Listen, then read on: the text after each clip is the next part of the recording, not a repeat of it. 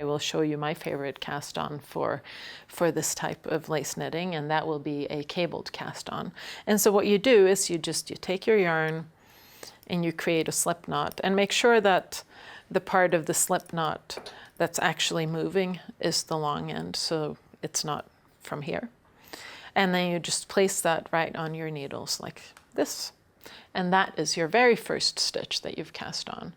And the second stitch, you're just going to insert the needle into that stitch and knit it as usual, but instead of pulling off the stitch from the needles, you just place the next stitch on it.